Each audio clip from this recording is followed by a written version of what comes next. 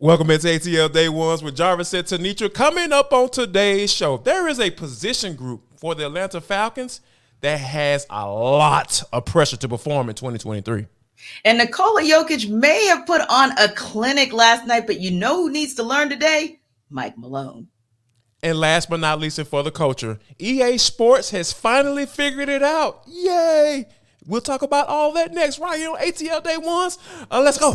This is ATL Day Ones, part of Locked On Sports Atlanta. And it starts now.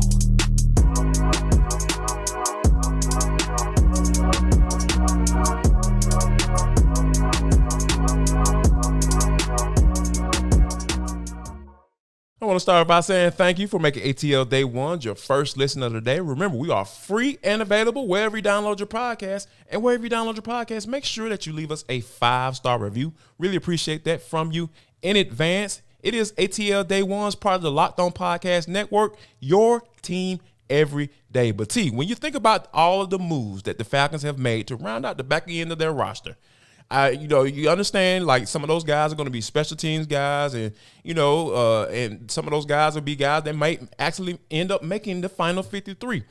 But I think ultimately, Fontenot and Arthur SMith will be judged by the 22 guys that are starting on offense and defense. And one of the things that I feel like, for the Falcons is a certain position group that has to improve.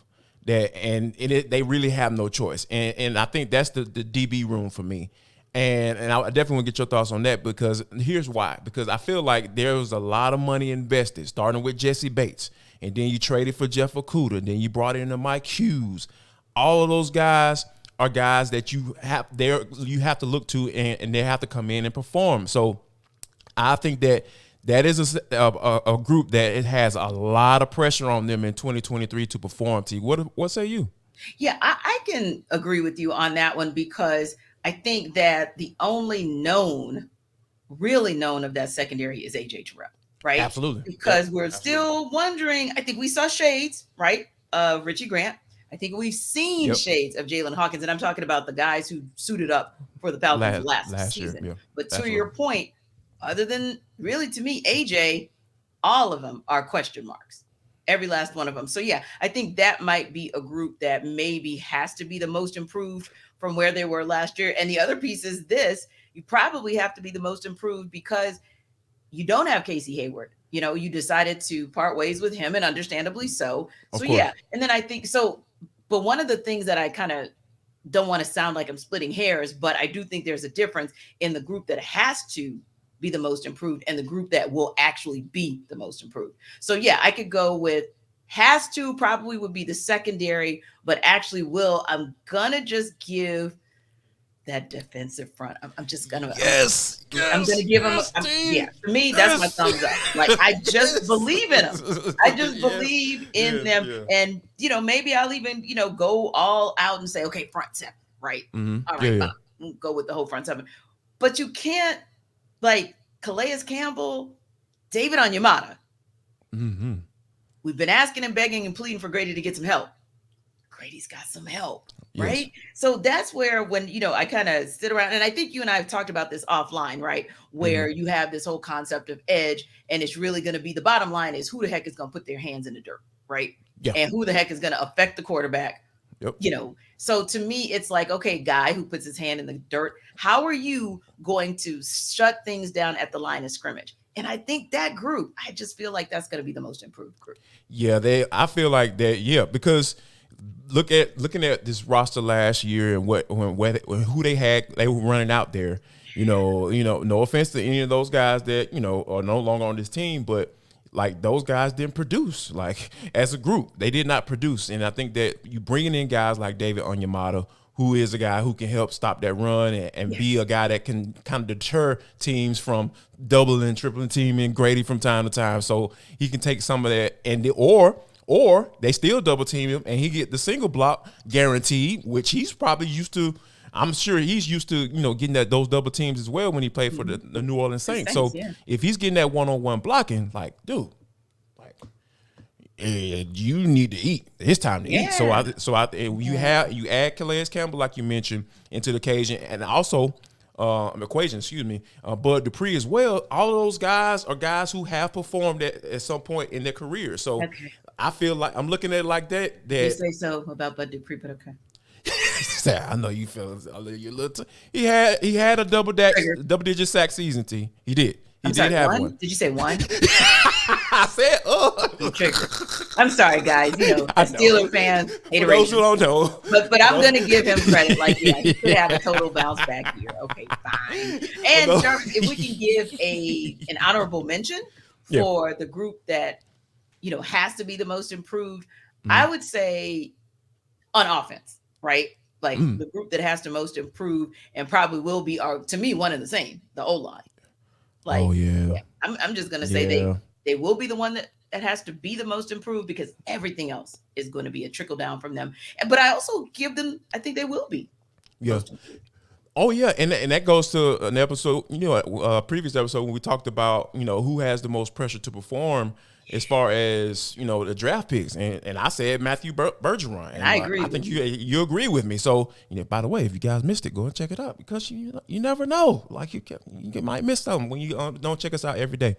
But I think that when you move up, you know, to draft a guy, and you say, hey, this guy played this position, and he's going to move and play this position that he's never played in the game before. You know, he had some work down there in the Senior Bowl playing guard, but that doesn't count. To be honest with you, like he can get a good feel for what to expect down there, but it's a difference being in actual games and actually getting that experience that you need so you can understand what to expect for 17 games. So yeah, I think that area has to improve because look at it, they've already set the expectation.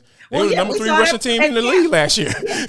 And we saw it at camp last week where he lined up at left guard every snap we saw. Exclusively. So yeah, those are some of the things that I feel like that's the good honorable mention when you talk about a group that has to improve. Like, you know what I'm saying? So, and that's asking a lot because, like I said, they were a really good running football team. And then you added Bijan Robinson into the equation as well. So it's a lot of pressure. But I think, you know, overall, though, that defensive side of the football is where a lot of eyeballs will be once the season starts, especially ATL day ones. You can guarantee that. Speaking of, you know, another Atlanta team, the Atlanta Braves, they took a L last night, T, and you know, I was kind of feeling some type of way, but I think there was some silver lining that I feel like both of you and I feel like kind of stood out. So, you know, Jared Shuster, he was able to hold it down until the 4th inning rolled around and he gave up 3 runs in the 7-4 loss to the Texas Rangers. But do you feel like Shuster is a guy that he did well enough for him to stay up on this roster, T? Could be. Definitely could be. Yeah. I think it's a back and forth between Shuster and Dodd. And then there was a guy, forgive me for not remembering the name, I just say hyphen guy, who was brought up, who was actually promoted to AAA. So I think that's a good thing for the Braves because then that gives that competition to say, hey, if your name isn't Charlie Morton, Spencer Strider, or Bryce Elder, you're not safe. The end, right? So I think that's a good look. I think he did just enough. The only thing I would have preferred is if maybe, not that we ever want him to give up runs, Jarvis, but if he's going to give up 2 or 3 runs, it would have been great to get that in the 5th inning because then the further you can stretch the starter, the less you stress the bullpen. And granted, I think it was Joe Jimenez who ended up, Dylan Lee got charged with the 3 runs, but Jimenez put him in trouble. So that's the only thing that I had a slight knock on. I was like, gosh, if you could have just lasted 5, deep into the 5th inning, I think that would have been good. But yeah, I still think he didn't do poorly. He got 3 strikeouts and just 1 walk. Not bad at all. So just enough. Unfortunately, boy, if we could have had some of those 12 runs from game 1 transfer over to game 2, this wouldn't even be a conversation, but it just didn't quite happen like that. Although, once again, the same guys we talk about every day, including Ronald Acuna Jr. and Sean Murphy. I mean, they try to kind of help them out to come back with both of them, I think, getting their 10th home runs of the season, but not quite giving them what they need. And to that point, that goes back to a point that you've been trying to make throughout the last several weeks. If the Braves could give that run support earlier, then that also takes a lot of the pressure off of that young pitcher, right? So Yes, I believe, absolutely. I believe last night was a great example of what late runs and lack of run support might do to put pressure on that young pitcher and maybe make him a little bit less stable than we would have hoped. And the pressure's going to be on Spencer Strider tonight to get it done, because I feel like even though they took the L, hey, it's 1-1. This is the rubber match. We're going to figure out what's to get this series win, because that's what Brian Snitker has always consistently talked about is, hey, the idea is to come in and win the series, whatever that looks like. And if they sweep, cool. If they just, if they all they want to do is just win more games than their opponent. So, and I think that they have an opportunity to do that tonight with Spencer Strider. And I feel like this feels like one of those games that Spencer Strider is going to be able to say, you know what, I'm going to go ahead and take over this bad boy and close the deal on here and be the ace of this staff as they are on the mend. Sending them home on a high note. Absolutely. So, and 4-10 game stretch, and Lord knows, like, they haven't been that great at home, but I think this would be a good time. The late businessman special works better than the noon one. So, oh yeah, no doubt about it. So this would definitely be a good time to get started on having a home field advantage, so to speak. So yeah, Braves.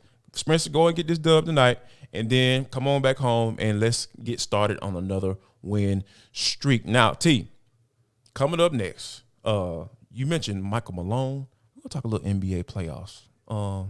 Sir, you have some questions that need to be answered. But first, we're gonna talk about our folks over at Built Bar, because guess what, guys?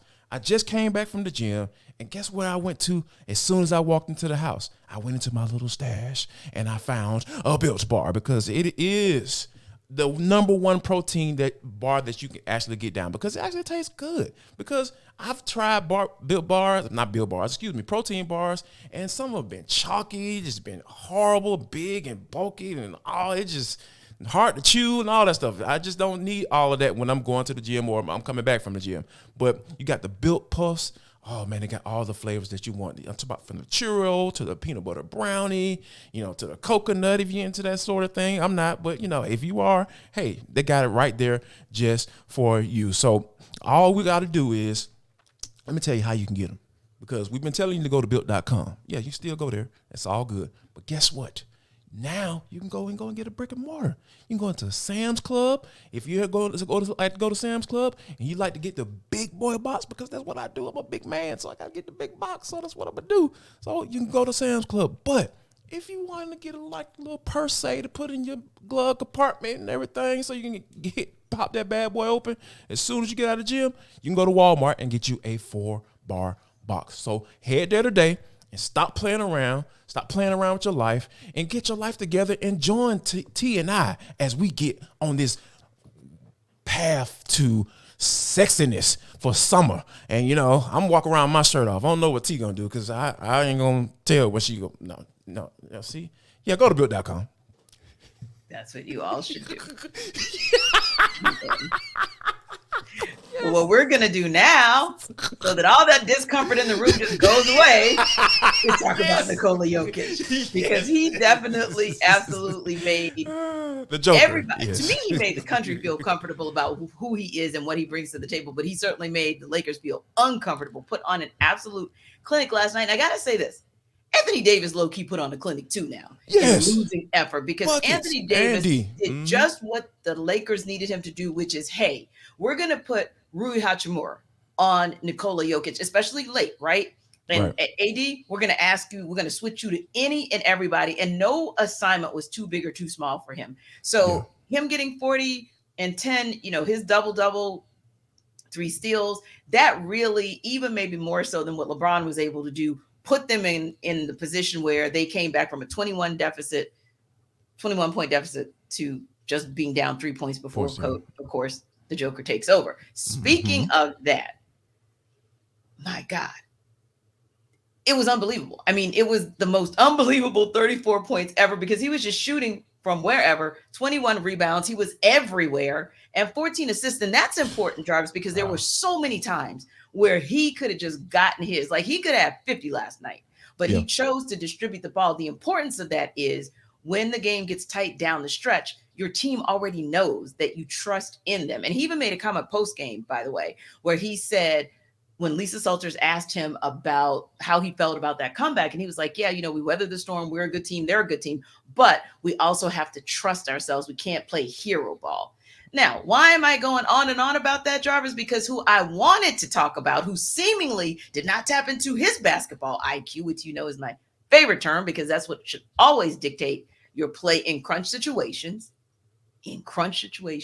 is Mike Malone.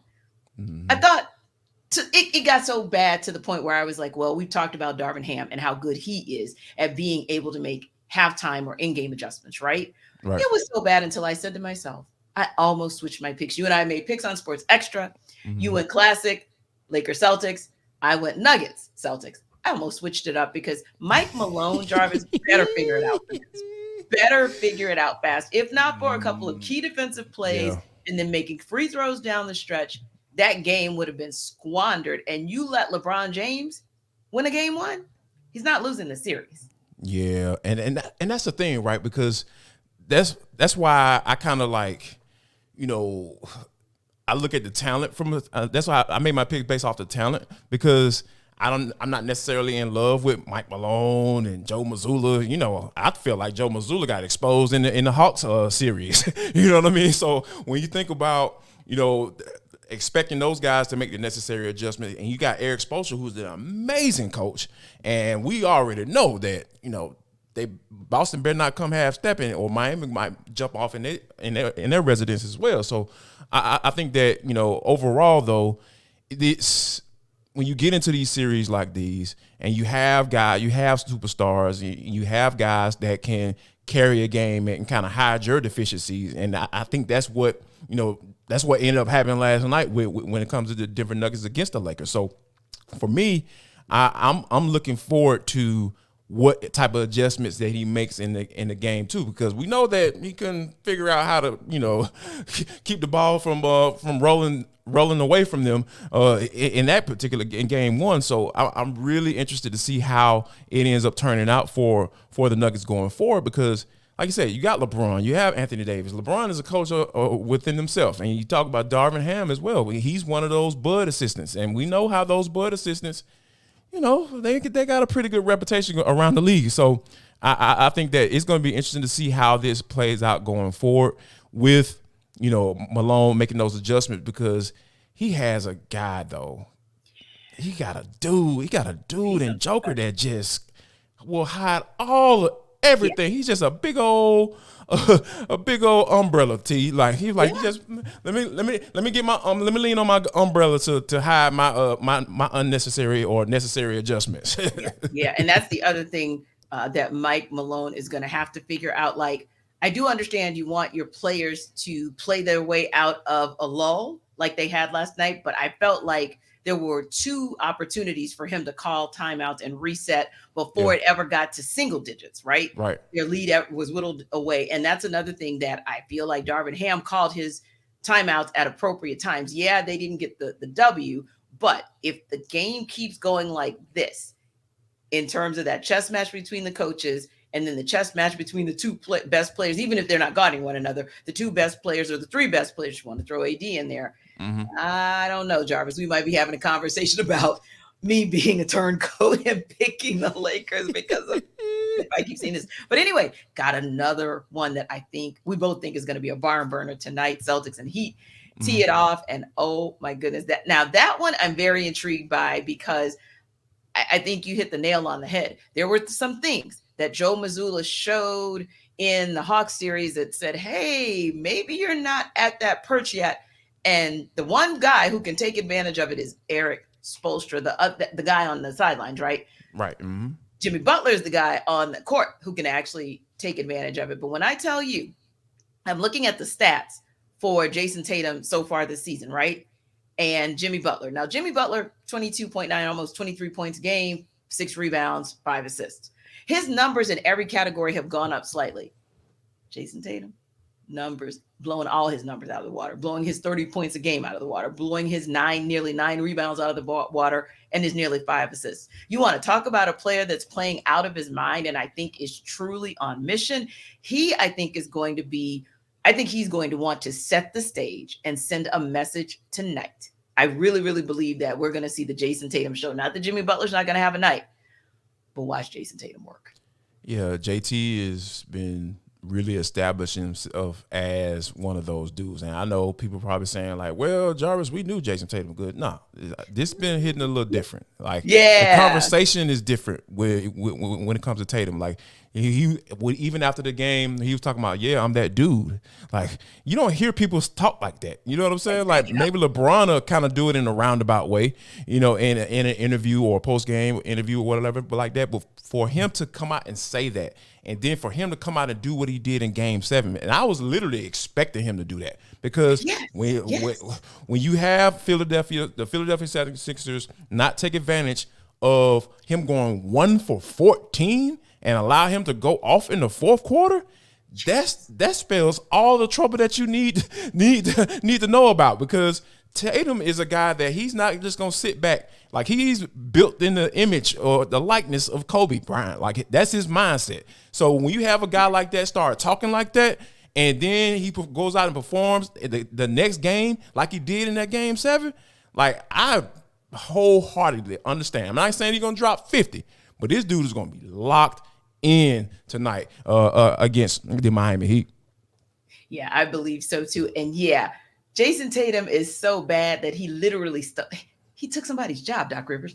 And so, you look at what he's been able to do. And yeah, I believe, like you said, all of us knew he was very good, if not great, but the greatness has been on display consistently. And also, Jaylen Brown, I still say he was the most consistent player. May not have been the best player in the last series, but was by far the most consistent. And even in the Hawks series, he was the most consistent player. So expect him, if he stays consistent, then yeah, it's going to be a long series for the Heat. I still believe it's a 7-game series, but we'll see. Now, the other thing that I thought was interesting is this, when you are a champion or when you have a dynasty going, even when things have moved on, there's still going to be commentary and thoughts about what happened. And that's what we see with the Golden State Warriors. Very interesting and compelling comments that have come out of their camp recently from both Steve Kerr and Draymond Green, where Steve acknowledges, yeah, there were some chemistry issues that date back to training camp when Draymond Green sucker punched Jordan Poole, and the team as a whole never got past it. Draymond Green said he knew the minute he punched that guy in the face that it was the worst thing ever. And it took months before he could even speak freely because he knew how much he'd impacted the game. And it just really made me think, okay, you did this in 2016. That's exactly how a 3-1 lead in the NBA Finals turns into LeBron James bringing the Cavaliers their first championship, bring the city of Cleveland their first NBA ring. So I just wonder about that, Jarvis. They're looking at the possibility of who are you going to bring back? Klay Thompson, Draymond Green, Jordan Poole, Andrew Wiggins, etc. But does that kind of thing make you look at it and say, is it time to kind of end this for Draymond Green? Is this the end of our run because you're never really going to be able to rebuild this team to be the great one it was last year and in the initial run? Or as a former athlete, do you have an experience where it's like, yeah, it derails you a little bit, but you can eventually get back on track? Absolutely not. Like, there's no way, there's no repairing this, because guess what? Mr. Poole, Ron Johnson from Different World. Like, check out a picture. That man looks just like Ron Johnson T. So he's under contract for the next few years. So he's not going anywhere. And Draymond Green, he's getting up there in age. Like, he had one game where he kind of looked like his old self in that series. So like, you have to understand, like, especially when you have incidents like a fight, right? Because there was one time I was playing on a team and we were bad, and it just came to a head. All the frustration that we had, it just built up over the season. Then it came to a head when we were playing up in Pennsylvania, Wilkes-Barre, Pennsylvania, Podunk, Pennsylvania. Yeah, we were up there, and something just popped off, and then next thing you know, like, I'm giving the middle finger salute, as I'm walking off the field, because I just got to fighting with, the opposing team. So, and it just spiraled after that. Like, it just went all downhill. I think we probably didn't even win a game for the rest of the season, because those things like that, when they happen, like I know people try to say, "Oh, it's all good, they're professionals." No, man, they still human beings though. Like Jordan Poole, I promise you, that dude still thinking about that every time he saw Draymond. He ain't, because guess what? It was all on social media. Everybody was talking all that trash. Like, man, you gonna let him punch you like that? You gonna let him punk you like that? All that stuff comes up. And if you think we're saying it, you know they're saying it. You know people in the locker room are saying that. Certain guys will be able to get away with that. So that locker room dynamic, once that went down, I just knew for a whole fact that more than likely, like with the diminishing returns on a talent level and Clay and Dre, like and then this whole incident, I just knew that it was more than likely those guys weren't going to be able to pull this off again. That was the last hurrah. I feel like it was as well. And granted, I know people said that 6 years ago, and then last year they shocked the world and won 5 years, removed from the dynasty. But I still say it just feels like, I don't know if he can bounce back from this one. But hey, everydayers, what do you guys say? Yeah. I mean, do you think it's a situation where possibly the Warriors can retool things, whether they retool it by finding a way to offload Jordan Poole in his contract, or is it a day where they say, Draymond, that might have been the last straw? Interesting to hear what you guys say. And you can even relate it to the Hawks and how we've seen some of the chemistry challenges they've had and how that's played itself out onto the court. Whatever you do, we just want you to comment, because that means you are watching and we appreciate you. So don't forget to keep watching ATL Day Ones on YouTube, and don't forget to download us wherever you get your podcast. Everydayers, we always appreciate you. But T, this is For the Culture. It is the intersection between sports, entertainment, the culture, and sometimes whatever the hell we want to talk about. Because that's just how we get down to the show. Today is no different. T, EA Sports has finally come to their senses. They figured it out. They figured out a plan to bring back the college football game. And when you think about how this came about, the whole Ed O'Bannon, he sued the EA Sports, and then it just spiraled into a whole bunch of things, right? And I think that, but EA Sports now, they have figured out a way to, for the players, they can opt in. They don't have to be on the game if they don't want to. But if they choose to opt into the game, which comes out in 2024, they will be compensated. Now they're just still trying to figure out the compensation, but I think this is a good thing, T, because when you think about, the whole NIL deals and all that stuff and guys getting all this money, I don't think that EA Sports is going to have to fork over as much money as they probably would have and come out with this game before the whole NIL situation came about. Yeah, I like it as another stream of revenue for individuals who are going to get their name, image, and likeness utilized. So I think that's cool. And I think it's good for EA Sports to recognize, hey, that's what this could potentially be, but we know that we're going to make enough revenue off of it that, hey, we'll share the revenue. I think also it'll be interesting to see, to your point, how they're going to structure how the players who participate, who opt into the NIL space and say, hey, you can use my image. How are they going to determine who gets, the brunt of that pay? I think about it from maybe this season as an example, right? Where Caleb Williams, right, wins the Heisman, and Stetson Bennett is in fourth place, but Stetson Bennett wins a championship. So if they were both coming back next season, who gets the, who gets the most money, and how do you make that determination, if you will? So if you're a Heisman candidate or you win the Heisman, like why shouldn't I be getting paid more? Like, exactly. That's my point. Right. Yep. Because if I'm the individual who won the Heisman and I'm the individual whose name, image, and likeness you want, then I'm probably that guy. Whereas Stetson Bennett, you're kind of a part of it, of the championship run, but you weren't the reason for it. So how do they kind of make that decision on who gets paid what, what are the criteria? I think you're on the something, because think about this too. Like I used to have guys pictures on the front of on the cover. Yes. I remember Reggie Bush's picture being likeness being on the front of the cover.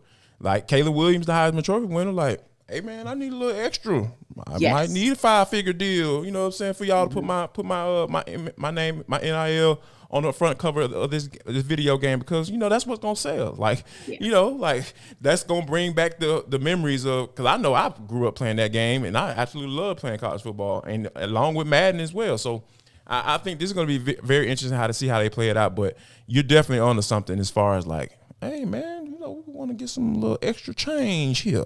Interesting indeed. And hopefully we'll be having an interesting conversation because Spencer Strider will have dominated, and that will allow the Braves to beat the Rangers and come back home on the winning note. So we'll talk about it tomorrow. And we will also talk about, of course, we're going to download on Heat Celtics, but there might be something close, near and dear to our hearts that's going to go away. If you want to know what it's about, come back tomorrow. Absolutely. And one more thing before we get out of here. Guys, if you don't do anything else in life, make sure that you share love, show love, and most importantly, spread love.